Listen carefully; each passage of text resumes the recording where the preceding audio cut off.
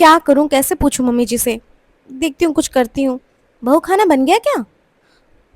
अब बाद में बात करती। हाँ बन गया मम्मी जी। रोटी तवे पे सेक दिया है, दाल बन गया है, छौंका लगाना बाकी है और चावल भी बन गए। क्या हुआ, तो इतनी परेशान क्यों है? वो मम्मी जी 2-3 दिन से मम्मी जी गाँव से यहाँ पर अस्पताल में एडमिट है। मामा जी और मामी जी बहुत परेशान हो चुके हैं। मैं थोड़ा चली जाती तो थोड़ी मदद हो जाती। अच्छा, अच्छा तो ठीक है, फिर तो यहाँ क्या कर रही है? जल्दी जा। तो मैं जाऊँ? हाँ, हाँ, जा, जा। ठीक है, मैं सारा काम खत्म करके फिर चली जाती हूँ। वो सब मैं कर लूँगी, तू चिंता मत कर, जा। जल्दी जा। और हाँ, मैं बेटे के हाथों से खाना भी भेज दूँगी, तुझे परेशान होने की ज़रूरत नहीं है। अच्छे से खिला देना माँ को। ठीक है, अभी चली जाऊँगी तो शाम के 5 बजे तक आ जाऊँगी। पूरा टाइम निकाल कर ही आना।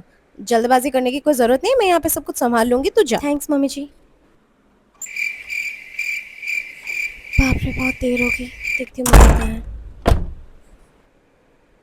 माँ जी, आ गई तू? आजा बैठ। आपने तो सारा काम कर लिया माँ जी, क्या ज़रूरत थी? मैं आके कर देती ना, आप क्यों कर रही थी? अरे छोड़ना, कभी कभार तो करती हूँ। वैसे भी तेरे आने से मैं बहुत ज़्यादा आलसी हो गई हूँ और हाथ पैर चलने चाहिए, वरना तो जम जाएंगे। तू बता, और तेरी माँ कैसी है अभी? अभी अच्छी हैं, अभी थोड़ी राहत मिली है, कल तक डिस्चार्ज हो जाएगा। एक काम क्यों नहीं करती, कुछ दिन के लिए उन्हें यहाँ बुला ले। यहाँ पे? हाँ, उनका सेवा टहल भी हो जाएगा।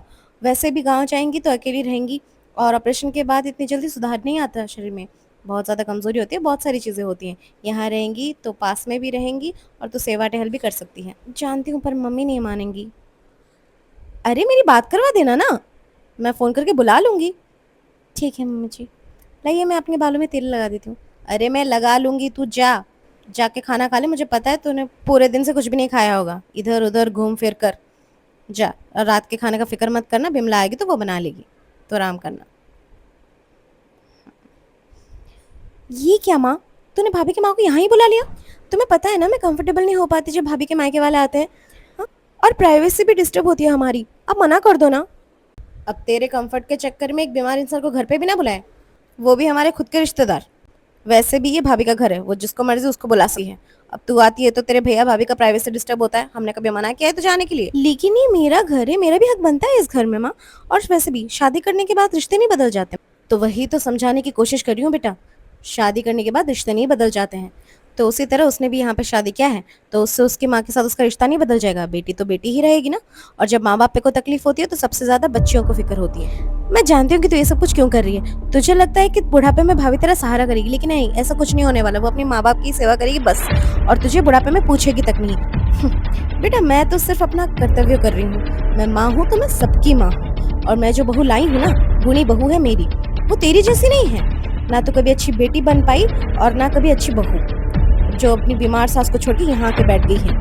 ऐसा नहीं कि जाके थोड़ी मदद करवा ले, या कम से कम पास ही जाके बैठ जाए। और हाँ, मेरे और मेरी बहू के बीच में बोलने की जरूरत नहीं है। वो अपना ससुराल अच्छे से संभाल रही है, तू अपना देख।